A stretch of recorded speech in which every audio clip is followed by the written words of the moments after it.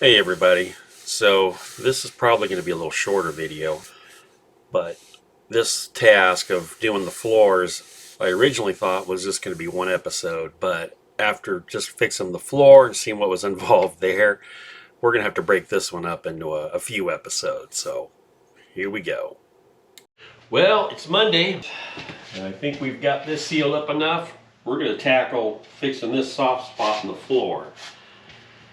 I'm not sure what we're going to run into, so slow and steady, hopefully we'll win the race. Well, guess we'll see what's under here.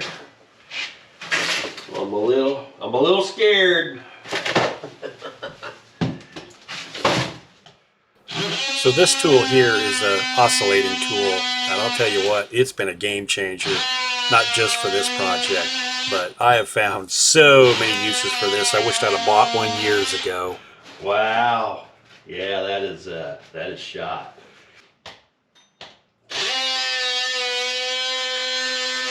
Actually, you got a better tool for this.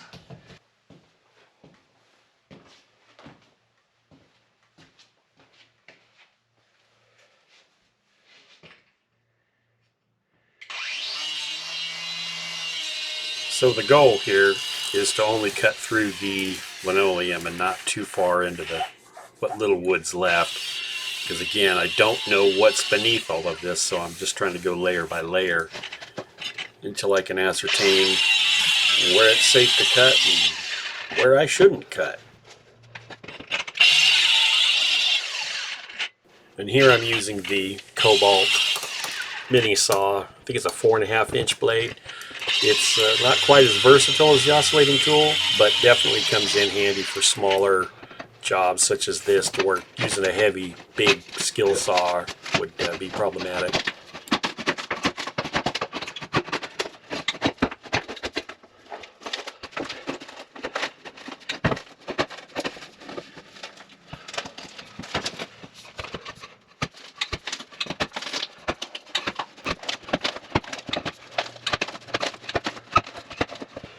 Boy, if this ain't repetitive. I'm just getting started. So as we're seeing, this floor is non-existent. It's mostly sawdust.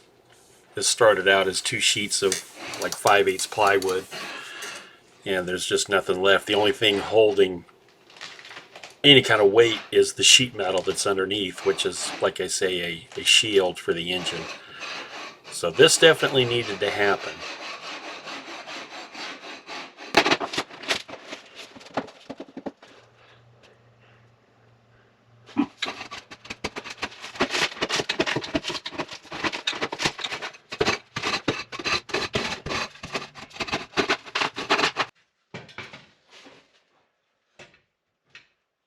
So now that I can see the depth, I'm switching to my larger saw because the little 3.5 just won't cut deep enough.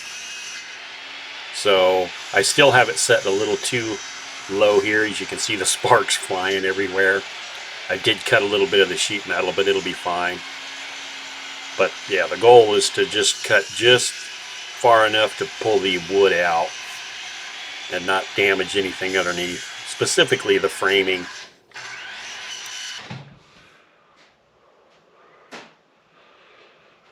And right about now is when I realized I didn't go far enough back. I got to cut even farther because the wood is still discolored. It didn't feel soft here, but it's still not in good shape, so you got to cut even farther. Yeah, we got to go further back. And if you're wondering why I just don't take all linoleum up, I did try to remove it up front of the bus where the floor was good, and I was doing more damage to the wood, and I didn't feel like having to replace the entire wood floor when it was essentially fine. So I'm just going to go over the top. And by over the top, I mean there's going to be another 5/8 or 19/32 or whatever size plywood on top of a thin layer of insulation I'm going to put in. It just didn't make any sense to pull out perfectly good lumber and replace it with new lumber. So this is what we're working with. Nice shot out dry rotted floor. had to go pretty far back to get to some good wood. You can tell because it's not discolored. Got a little bit right there, but not enough to worry about because I am putting another sheet of plywood down over the top of this. So we will just continue on with the demo here. All right. What are you guys looking over there for? Action's over here. So I had to go a little bit further over to finally hit some decent wood. Originally I thought it was just this little like 4 foot by 4 foot, but there was a soft spot over there. So we're gonna get it all with one swoop.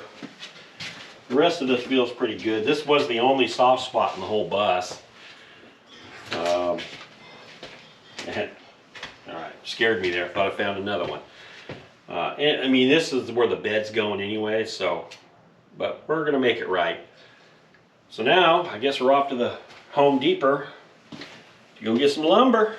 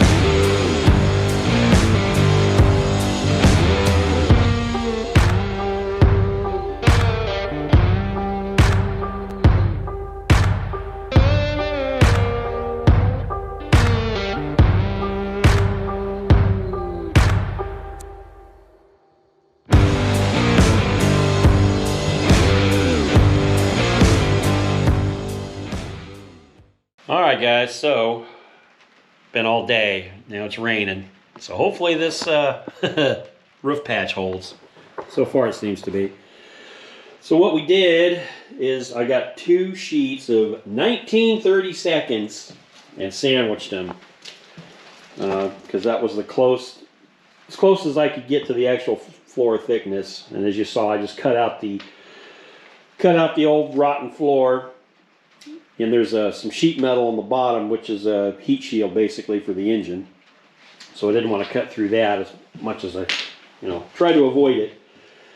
But yep, we just sandwiched those two pieces of wood together, used some construction adhesive, because that's what Prevo did. They actually used like a rubber membrane between the two, but it's sticky on both sides.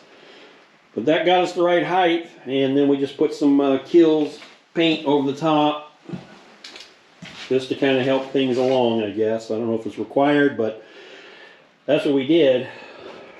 But anyhow, that's it for today.